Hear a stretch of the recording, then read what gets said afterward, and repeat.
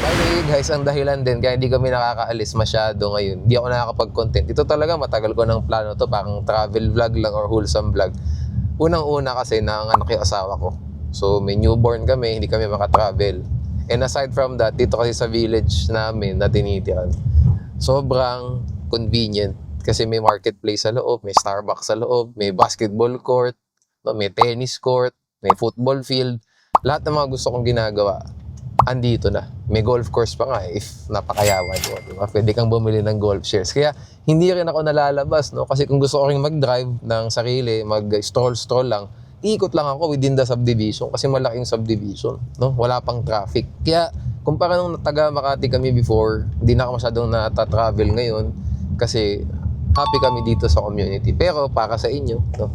And syempre, para masatisfy din yung craving ng madlang people, pupunta kami ng Laguna ngayon. And hopefully, if maraming manonood, gagawa pa kami ng gagawa ng content, no? Pwede nating mas layuan pa yung destination soon. Pwede tayo mag Puerto Galera, so mag Rororo, pwede mag Boracay, lahat, Europe, anything.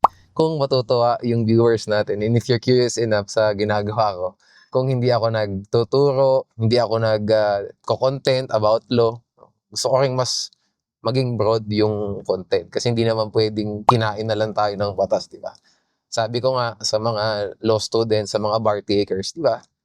We're more than lawyers. No? Kasi, so, syempre, may profession ka na binigay sa'yo, pinagkaloob sa'yo, pero aside from that, may iba ka pa rin namang interest. Diba? Hindi lang naman po yun na lang ang kinakain mo everyday. Umaga, tanghali, gabi, hindi. May kanya-kanya rin tayong hilig. So, for my case, mahilig ako sa sports. Mahilig ako sa basketball. Mahilig ako sa video games. Mahilig ako manood. No? Mahilig ako maging couch potato. Yun ang mga hilig ko. No? Hindi naman talaga ako yung tao na na sanay talagang nagbabanat ng buto.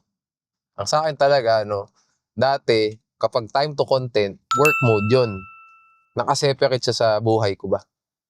Hindi katulad ng ibang content creators na hanga ako, talagang yung content nila, buhay nila. Kasi na-merge na nila talaga.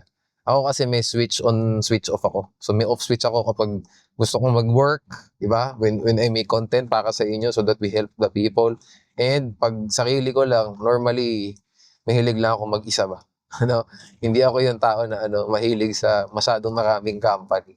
So in that sense, parang introvert ako, which is kakaiba. Kasi content creator na introvert, di ba? Normally, pag content creator, very extrovert, di ba? Mahilig sa company. In my case, hindi ako masyadong ganun. No?